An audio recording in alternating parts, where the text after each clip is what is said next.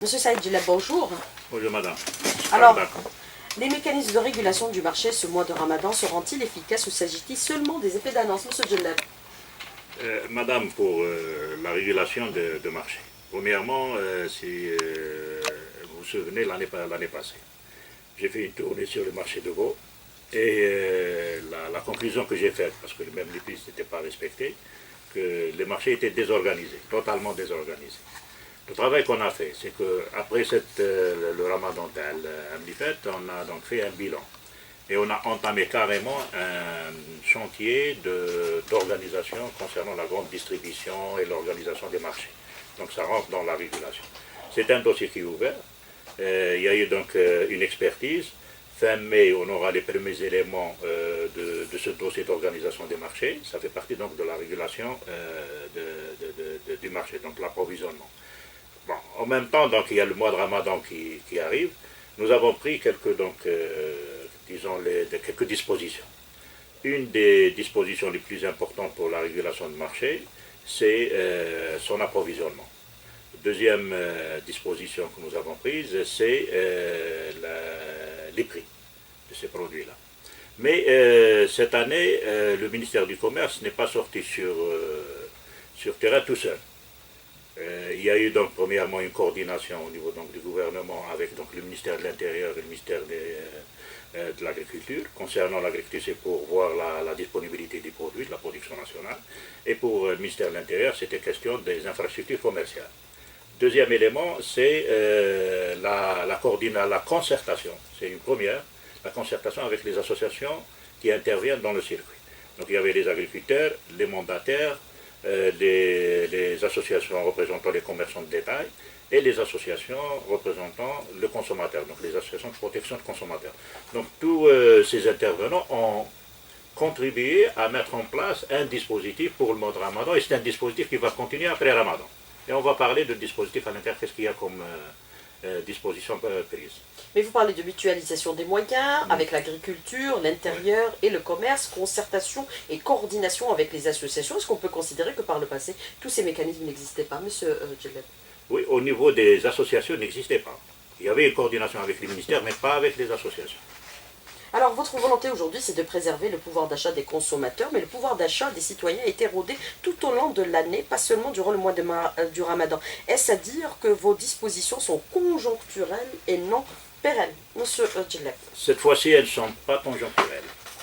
Les dispositions que nous avons prises, première disposition, c'est l'infrastructure commerciale. Vous savez, on avait fait un diagnostic, une enquête sur le nombre de marchés existants pour les besoins pour le besoin de consommateurs algériens, pour toute la population algérienne. Il n'y a que 866 marchés. Très, très, très peu. Il faut ajouter un zéro et multiplier par 2 encore pour arriver à la couverture du marché. 866, ça explique quoi? Et c'est ça qui explique la règle de l'offre et la demande. Tout le monde parlait de l'offre et de la demande dans un marché désorganisé par rapport à une infrastructure qui ne répond pas aux besoins de la population. On ne peut pas justifier les prix à travers l'offre et la demande dans un marché. Si je prends l'exemple toujours du marché de Ali Mellah. Marché Ali Mellah, la capacité peut-être c'est 200 tonnes, disons. Mais les besoins, la pression qui est autour de Ali Mellah, c'est 20 000 tonnes. Donc 200 tonnes par rapport à une demi de 20 000 tonnes, ça explique pourquoi les prix augmentent, la spéculation. Donc pour nous, il s'agit maintenant de décompresser un peu donc, ces marchés-là. Donc nous avons pris la décision de créer des marchés dits parisiens que nous avons appelés Aswaq. Donc les marchés Aswaq plus les marchés de proximité couverts, nous avons fait jusqu'à 587 marchés. Plus, donc en plus de 866. Donc on est à plus de 1300 et quelques de marchés pour couvrir le besoin de la population. Même 1300, c'est encore peu. Mais l'essentiel, nous avons pratiquement doublé le nombre de marchés. Et par la même occasion, on a donné l'instruction au niveau des présidents d'APC et les Wali que ces marchés, les nouveaux marchés, seront donc affectés aux jeunes. Et surtout les jeunes qui étaient dans le marché informel et tout. Donc ces jeunes-là qui bénéficient maintenant de tout ce que nous avons créé comme marché de quartier. Et l'estimation que nous avons, la première à travers ces créations-là, c'est plus de 13 000 emplois. Pour dire que les services de commercialisation et tout, c'est plus d'emplois que la mécanique ou la métallurgie. Mais est-ce que ça veut dire que quelque part c'est la construction d'un nombre important de marchés de proximité qui vont mettre fin au phénomène de spéculation et d'augmentation et de dérégulation du marché actuellement? Ce point-là, donc c'est pas suffisant. Hein. Donc là, c'est juste pour décompresser et créer un maillage de marché sur le territoire national. Deuxième élément pour lutter contre la spéculation, et une des priorités pour nous, c'est la lutte contre la spéculation, c'est le déstockage. Donc il y a une instruction qui a été donnée où nous avons commencé les opérations de déstockage pour tous les produits qui y a une demande sur le marché national. Donc je parle des légumes, là où nous avons mis les prix de référence. Je parle des fruits secs, fruits séchés, la viande, la banane. Donc tous ces produits-là, il y a des opérations de déstockage. Parce que si on règle le problème en amont, à la source, de déstockage, nous aurons donc plus de régulation de marché. Déstockage veut dire que assurer de la disponibilité en quantité des produits alimentaires. C'est ça. Alors, mais pourquoi c'est la banane, un produit importé, payé en devises, qui est le produit de référence pour réguler le marché algérien, monsieur Djelleb? Écoutez, avant même cette histoire d'administration des importations et tout, le fruit banane était un produit régulateur des fruits. Parce que mais la banane n'existait pas par le passé, monsieur Djelleb. Ça existait avant. On l'achetait à 17 000. Oui, non, mais les années 80, les années 90, les années 2000, la banane n'existait pas, il n'était pas un moyen de régulation du marché. Le problème qui s'est passé, une fois que la banane a fait l'objet des importations, avec l'instauration des autorisations au niveau du ministère de l'Agriculture, avec ces autorisations-là, qu'est-ce que nous avons créé? Un phénomène de spéculation sur la banane. Les prix ont monté jusqu'à 800 dinars, des fois. Et 800 dinars, ça veut dire quoi? Tous les fruits qui étaient derrière ont augmenté, y compris nos fruits. On parle de nos fruits.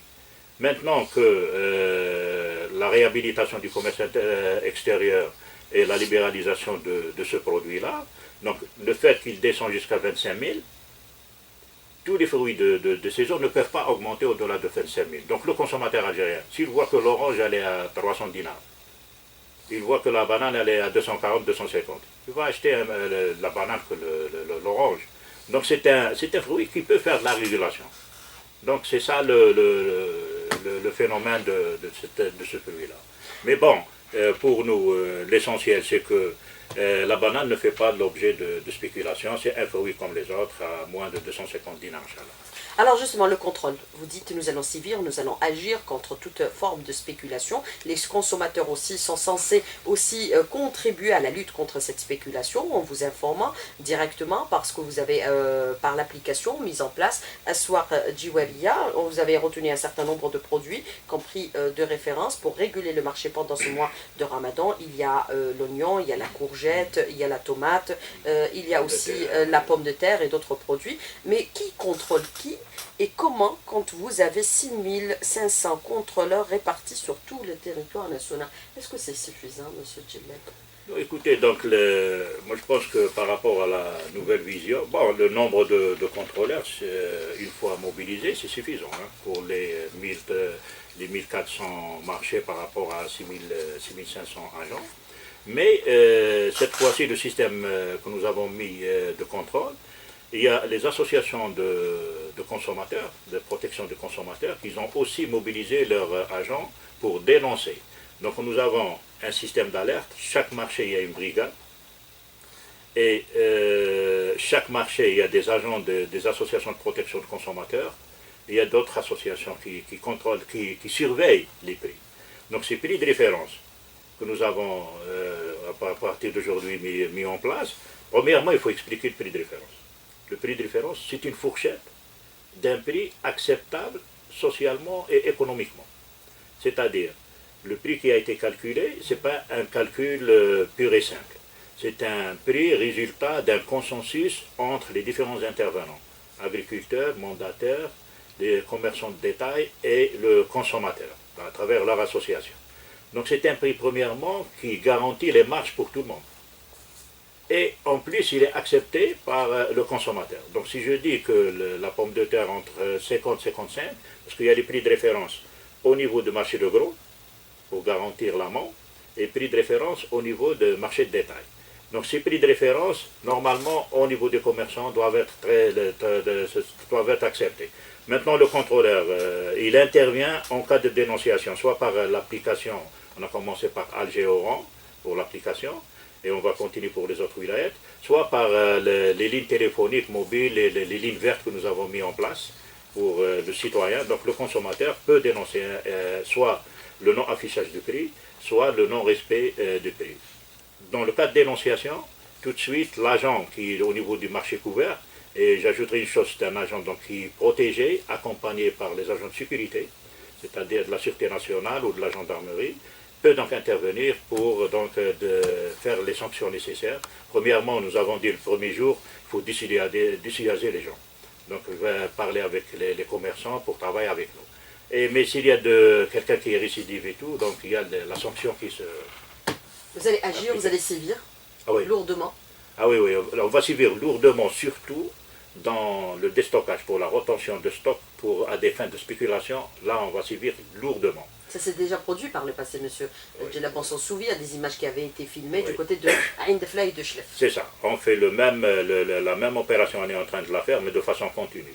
Nous sommes déjà sur plus d'une dizaine d'opérations qui ont été effectuées, et chaque jour, il y a de déstockage au niveau de toutes les wilayas.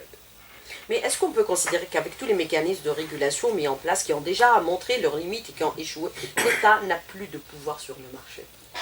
On n'arrive plus à contrôler le marché. Là, écoutez, le marché, théoriquement, c'est un marché de l'offre et de la demande. Ce qu'il faut faire maintenant... On a laissé faire? Non, on a laissé faire, oui. On a laissé faire le marché de gros, surtout le marché de gros des fruits et légumes et des viandes. On a laissé faire, donc sur ce point-là, c'est pour ça que j'ai dit que nous avons ouvert tout un chantier sur cette question-là. Donc maintenant, l'organisation de marché, soit de gros, soit de détail, soit toute la grande distribution, c'est ça qui va mettre en place la nouvelle configuration de marché. À partir de là, on va parler de l'offre et de la demande. Mais tant qu'on n'a pas des marchés d'organisation, tant qu'on n'a pas un schéma directeur, tant qu'on n'a pas des hypermarchés, des supermarchés, des centrales d'achat, on ne peut pas parler de marché et de l'offre et de la demande pour le moment. Donc il faut qu'on intervienne pour au moins réguler, parce que cette régulation que nous avons commencée, ça va continuer après Ramadan. Tous les marchés que nous avons créés vont rester après Ramadan. Donc c'est parce qu'on ne peut pas revenir à 866 marchés. Donc si on a maintenant doublé le nombre de marchés, ils vont rester et on va les renforcer encore. Mais est-ce qu'on peut considérer qu'aujourd'hui, au niveau du gouvernement, l'État veut reprendre la main sur les marchés de telle sorte à mettre fin à cette spéculation, casser cette spéculation régnant tout au long de l'année, monsieur C'est la priorité, des priorités du gouvernement, c'est casser cette spéculation avec tous les moyens nécessaires. Alors, autre annonce que vous avez faite récemment, monsieur Saïd Djelleb, c'est par rapport au commerce extérieur. Vous annoncez des chiffres par rapport à l'exportation. Vous dites que nous mettons en place aujourd'hui des mécanismes de telle sorte à permettre aux Algériens de se placer ou le produit algérien de se placer sur les marchés extérieurs. Vous annoncez déjà en 3 ans la possibilité pour l'Algérie d'atteindre les 7 milliards de dollars. Comment les atteindre quand on sait que les 3 milliards de dollars qu'on devait les atteindre par le passé en 2007, c'était dans l'action du gouvernement, ont jamais été atteints. Même l'année dernière, nous avons clôturé l'année avec les 2 milliards 800 millions de dollars d'exportation. La différence, elle est très simple. Les 2 milliards 800 que nous avons atteints, nous n'avons jamais atteint 3 milliards, 2 milliards 800 c'est du réel. Les 7 milliards, ça c'est l'étude que nous avons faite sur la stratégie nationale de diversification des exportations. Cette étude qui a identifié les 4 premiers secteurs, il y a un potentiel d'exportation de 7 milliards. C'est un potentiel. Et l'étude conditionne que ce potentiel peut être donc exploité. On peut aller à 4,5, 5 ou 6 ou jusqu'à 7, à condition de régler un certain nombre d'obstacles. Et c'est là, si on veut atteindre l'objectif 7 milliards, il y a donc toute une série d'actions, soit au niveau de financement des exportations, soit au niveau de mise à niveau de la réglementation, soit au niveau de développement de la logistique, soit au niveau de la politique commerciale extérieure, donc la diplomatie commerciale. Donc il y a un certain nombre d'actions. Et une des actions la plus importante qui a été donc formulée dans la stratégie nationale, c'était une institution de coordination ministérielle pour piloter cette stratégie. Et là, heureusement, on avait le décret de Conseil national consultatif de la promotion des exportations qui n'a jamais vu le jour. Et le gouvernement donc, a décidé que ce conseil-là doit être installé le plus vite possible. Et je l'ai installé au nom du Premier ministre le 4 mai, avec tous les ministres concernés. Donc c'est un niveau décisionnel pour tout ce qui va être pris comme mesure pour la promotion des exportations. Comment décisionnel alors qu'il est consultatif, M. Djellep, et oui, sous la oui. tutelle du Premier ministre? C'est vrai. Ça, c'est la contradiction que nous avons vue. Le décret, il a été fait en 2003. Et il faut que ce décret-là, on va faire quelques modifications de ce décret parce que au niveau du Premier ministre, ça ne peut être que des décisions et ce n'est pas de la consultation. Si on fait un conseil consultatif, ça sera avec les opérateurs économiques. Alors, M. Saïd Djellep, moi je voudrais revenir avec vous sur l'aspect relatif à l'exportation. On a parlé bien sûr de cette instance qui a été mise en place. On parle bien sûr qui est au niveau décisionnel. Pour le moment, elle est consultative. Est-ce qu'il va falloir aussi, c'est-à-dire régler le problème lié au règlement de change au niveau de la Banque d'Algérie? Bien sûr. C'est le principal point d'achoppement avec les exportations. Un des domaines qu'on va examiner, d'ailleurs nous avons pris la décision de se réunir en tant que conseil dans 15 jours et de préparer quelles sont les mesures d'urgence qu'on peut donc examiner au niveau du conseil. Et parmi ces mesures, bien sûr, il y a tout ce qui est bancaire et tout ce qui est financement en général, donc, y compris pour le fonds de soutien de la promotion des exportations. Donc il y a des mesures d'urgence qu'il faut prendre, on les prend. Donc il y aura donc les acteurs concernés, parce que dans le conseil, nous avons aussi le représentant de l'association des exportateurs. Pour le moment, c'est la seule association qui est agréée, qui représente les exportateurs. S'il y a d'autres associations, on peut donc toujours les inviter. Et on va donc discuter sur les mesures réglementaires concernant le financement des exportations. Mais est-ce qu'on peut considérer qu'un gouvernement intérimaire peut prendre toutes les décisions, Monsieur Djellep? Écoutez, nous, tout ce qui est disposition... Sur le plan réglementaire. Oui, on peut prendre toutes les mesures nécessaires sur le plan réglementaire pourvu que la croissance ne sera pas impactée. Ça veut dire pour soutenir la croissance et surtout aussi le quotidien du citoyen algérien. Est-ce qu'on peut considérer que toutes les mesures que nous avons mis en place, à savoir la régulation du marché extérieur et de l'importation, a réussi aujourd'hui à booster davantage les mécanismes mis en place? On est passé des licences d'importation aux interdictions d'importation. Est-ce pour autant ça a influé sur la facture d'importation qui est quand même aux alentours de 46 milliards de dollars avec un déficit de près de 10 milliards de dollars avec nos exportations d'hydrocarbures qui avoisinent à peu près les 40 ou 41 milliards de dollars? Monsieur Saïd Djellep. Écoutez, si on voit que les chiffres, moi je pense que... on n'a pas réussi. Non, les mesures que nous avons prises, on était à 58 milliards, n'oublions pas, en 2015. Donc nous sommes à 46, ça fait 2 années que nous sommes à 46. Je pense que pour moi, nous sommes dans une stabilisation des importations. N'oublions pas que c'est une économie qui doit vivre aussi, parce que c'est une économie déjà qui dépend 2 tiers des importations en termes d'équipement et de demi-produits. Et si on veut faire donc les 2 tiers, c'est incompressible. Maintenant, il reste le 1 tiers, pratiquement les 14 à 15 milliards de dollars concernant les produits finis de consommation, soit alimentaires, soit non alimentaires. Et c'est là maintenant qu'il faut agir. Moi, je pense le dernier dispositif que nous avons mis, le droit additionnel provisoire de sauvegarde, ça va servir surtout pour la protection de la production nationale. Mais le plus gros maintenant, il faut agir sur la politique de substitution des importations par la production nationale et il faut agir sur les grands postes. Les grands postes, c'est pour les produits non alimentaires, c'est les médicaments. Il y a cette histoire aussi d'automobile. Et pour les produits alimentaires, c'est les céréales, c'est la poudre de lait, c'est tout ce qui est produit dans l'alimentation de bétail et les oléagineux. C'est ces grands postes-là qu'on peut gagner par poste, on peut gagner jusqu'à 500 à 600 millions de dollars. Mais comment agir de façon efficace pour réduire bien sûr la facture de ces importations, Monsieur Saïd Djellep, puisque certains considèrent aujourd'hui qu'il y a eu énormément d'erreurs qui ont été commises, notamment en ce qui concerne par exemple l'automobile, le SKD, CKD, c'est une véritable saignée. 3 milliards de dollars d'importation. Bon, premièrement, pour les mesures maintenant, les mesures qui doivent être prises sont des mesures de politique sectorielle.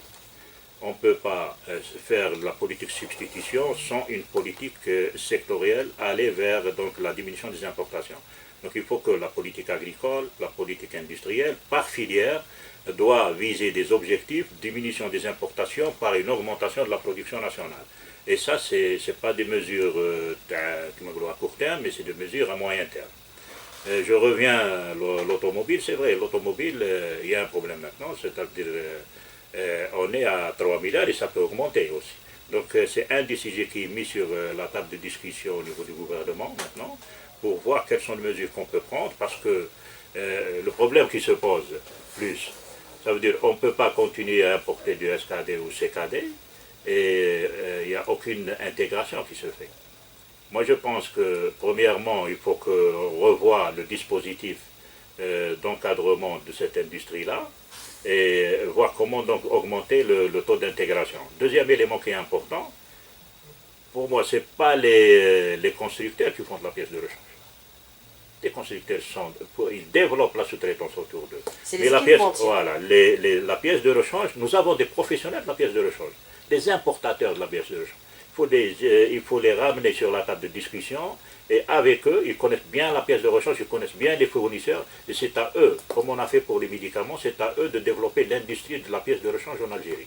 Et c'est à eux de s'intégrer parce que le problème qui se pose, il faut non seulement faire de la pièce de rechange, il faut s'intégrer dans la chaîne des valeurs, régionale ou mondiale, parce que c'est une question d'économie d'échelle.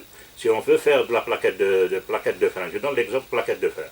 Si vous faites la plaquette de frein pour 3 constructeurs, donc vous faites dans les 200 000 unités par exemple, 200 000 unités. Vous ne pouvez pas être concurrentiel par rapport à quelqu'un qui fait de la plaquette de frein pour 2 millions, 3 millions d'automobiles. Donc il faut même cette question d'intégration dans la chaîne de valeur régionale et internationale soit examinée. Donc on ne peut pas être seul par rapport à ce qui se passe dans le monde. Il faut qu'on s'intègre dans la valeur de la chaîne des valeurs, soit régionale, soit internationale, il faut qu'on s'intègre. C'est ça la solution pour aller vers une économie et pour aller vers un véhicule moins cher. On ne peut pas aller vers un véhicule moins cher avec une construction locale et pièces de rechange locales. Tout va devenir encore plus cher. Le SKD, CKD, l'automobile, c'était une erreur, monsieur Djellab? Non, le CKD maintenant, c'était une première étape. Moi, l'erreur n'est pas dans le SKD-CKD. L'erreur, je ne peux pas parler parce que ça, c'est le ministère de l'Industrie, mais si je donne mon avis là-dessus, il faut que la question soit encadrée encadrée avec une vision à moyen terme. Moi, je ne pense pas qu'il y avait cette vision à moyen terme sur la question de l'industrie d'automobile. D'autant plus maintenant dans les perspectives, la voiture maintenant c'est l'hybride, on va plus loin sur ces questions-là. Mais est-ce que c'est possible de corriger quand on a fait des erreurs, monsieur Saïd Djellab? Vous êtes en charge aussi du commerce extérieur. Comment aujourd'hui dire pratiquement à 10 constructeurs que vous ne pouvez plus continuer quand vous êtes en train de le faire aujourd'hui? Ça sera plus compliqué. Non, toute politique, soit sectorielle, peut être réajustée. Parce que c'est avec l'identification des failles qu'on peut réajuster une politique. On peut toujours réajuster la politique, y compris pour l'automobile. Alors comment lutter aujourd'hui efficacement contre des pratiques frauduleuses qui gangrènent notre commerce extérieur? On parle de surfacturation, on parle de transfert illicite de la devise. Comment faire, monsieur Saïd Djellab? Qu'est-ce qu'il y a lieu de faire? Est-ce que vous êtes interpellé sur ces questions-là? Est-ce que vous vous rendez compte aujourd'hui que la surfacturation par rapport à notre niveau des exportations, des importations, a saigné l'économie algérienne? Bon, c'est clair qu'il y a le phénomène de... M. Barthe Belaïd l'avait ouvertement dit en disant que 20% pratiquement Moi, je pense qu'il y a de la surfacturation un travail de et des fond, transferts. oui, il y a un travail de fond qui se fait déjà au niveau de la Banque d'Algérie, au niveau de la douane, pour toute détection de surfacturation par produit. Même nous, au ministère du Commerce, nous avons contribué. Et il y a beaucoup de méthodes, il y a plusieurs méthodes d'analyse pour détecter la surfacturation. Il y a un travail, ce qu'on appelle, nous, l'analyse miroir. L'analyse miroir, ça nous donne une idée sur le différentiel entre l'import déclaré et l'export déclaré pour notre pays.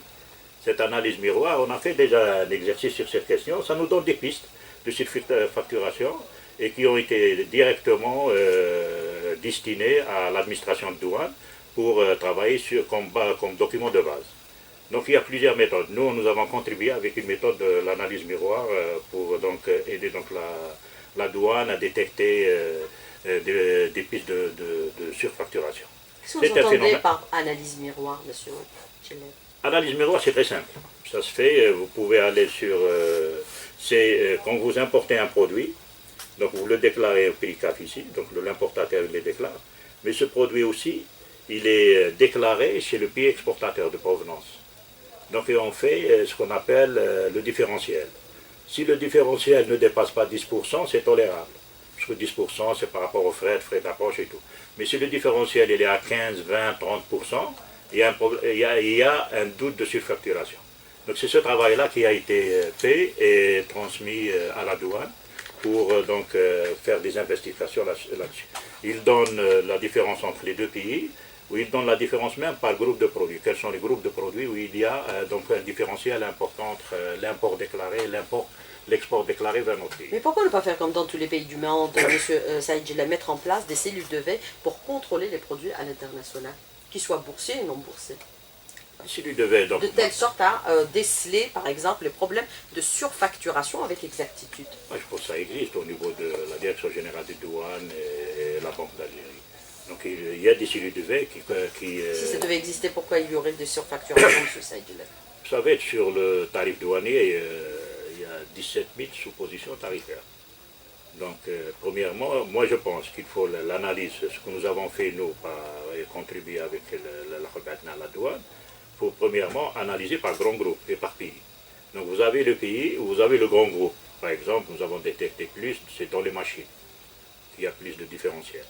Donc vous avez les machines, donc le grand groupe machine, il y a 200 ou 300 suppositions tarifaires sur le type de machine, les parties de machine et tout. Et vous avez le pays. Et à partir de là, donc la douane fait son travail par rapport au prix international. Mais si on devait regarder un peu la structure de nos importations par rapport à la facture globale qui est avoisine actuellement, les 46 milliards de dollars, en tout cas c'était pour l'exercice de 2018. Est-ce qu'on peut considérer que parce qu'on focalise énormément sur les produits, que dans les services aussi c'est une véritable saignée, puisque le montant qui a été révélé par la Banque d'Algérie c'est équivalent de 15 milliards de dollars? Oui, oui. Dans les services. Ah oui, oui, les services, il y a une saignée en matière d'importation. Et surtout dans tout ce qui est assistance technique, bâtiments travaux publics, assistance technique aussi, tout ce qui est hydrocarbures, et tout ce qui est voyage. Donc il y a une saignée et on peut faire beaucoup de choses. C'est un autre dossier qui est posé maintenant au niveau du gouvernement pour voir quelles sont les mesures qu'on peut prendre pour au moins favoriser l'expertise nationale, par exemple, au lieu de faire appel à chaque fois à tous les experts du monde. Vous êtes en train de regarder de près la structure des importations? Oui.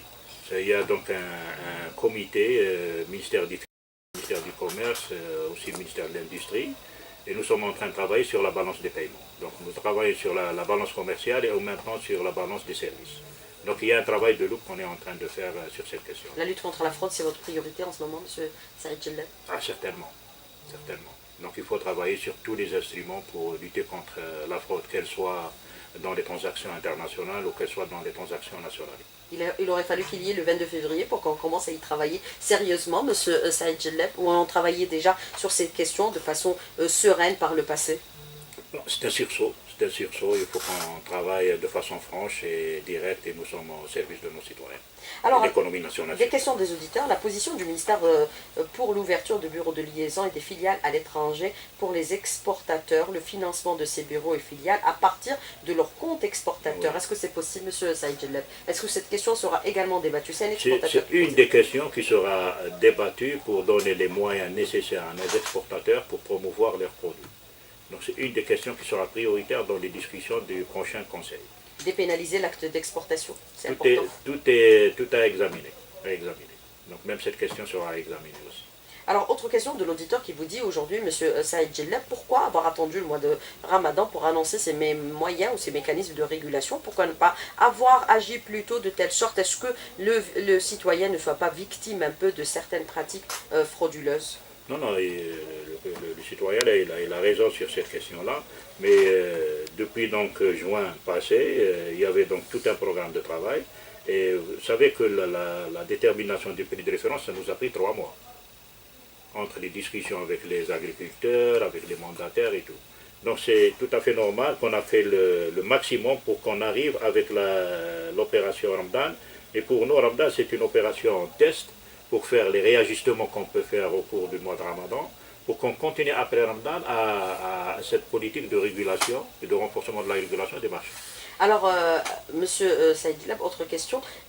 L'auditeur qui me demande de vous poser cette question. Pourquoi la Banque d'Algérie ne domicilie pas, dans le cadre de l'admission temporaire, le blé en perfectionnement actif? On est déjà exportateur, mais malheureusement, on est actuellement bloqué. Oui, oui, c'est une question qui m'a été posée déjà. Et même moi, parce que pour l'exportation des produits, là où il y a subvention, l'exportateur, il peut ramener sa marchandise et la réexporter dans le cadre du régime d'admission temporaire. Et j'ai dit que cette question sera donc examinée avec la Banque d'Algérie. Alors, les voitures fabriquées localement sont plus chères que celles importées. Est-ce qu'on va rouvrir l'importation de l'automobile? Monsieur Saïd Lab, la question de l'auditeur, puisqu'on s'est rendu compte qu'on a fait des erreurs. Oui, oui, écoutez, la question de l'automobile, ça va être examiné dans sa globalité, avec tous les aspects, qu'ils soient de l'importation, soit l'exportation, soit l'intégration. Il faut qu'on revoie le dossier dans sa globalité. Le véhicule usagé, l'importation? Ça fait partie de l'examen de la globalité de l'industrie automobile, y compris pour les véhicules usagés à l'intérieur. Une échéance est fixée? Nous avons ouvert le dossier, ça fait maintenant pratiquement 15 jours, nous sommes en train de travailler là-dessus. Et la réunion aura lieu bientôt, Monsieur Saïd Lab, puisque vous êtes en train, pour la réunion, pour l'examen du dossier véhicule. La réunion, elle est en continu. Chaque semaine, il y a une séance à 2 séances sur ce travail-là. Donc on est en continu, séance ouverte, jusqu'à ce qu'on trouve des solutions pour l'adaptation de cette politique industrielle pour l'automobile.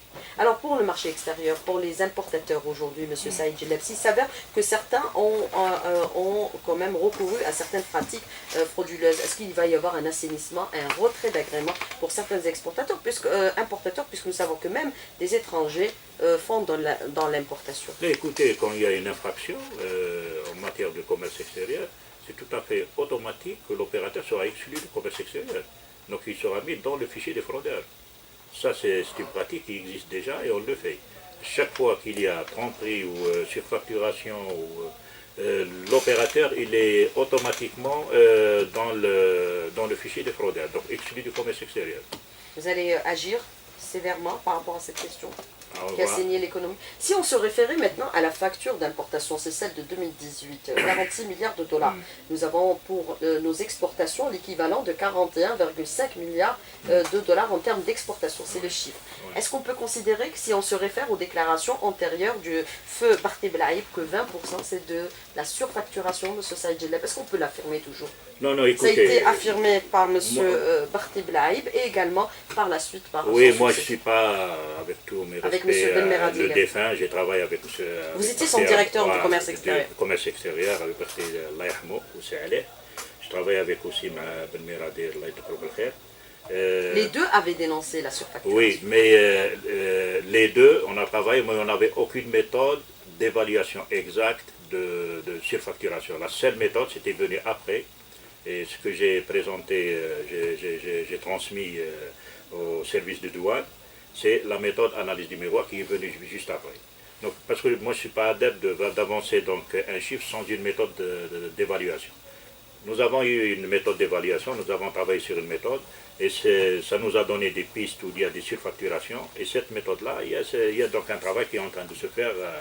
Mais moi, les chiffres sur cette méthode, la méthode nous a détecté un chiffre de entre 4 à 5 milliards de dollars. De surfacturation? De surfacturation. Et ces chiffres-là, donc ça c'est le potentiel. Hein.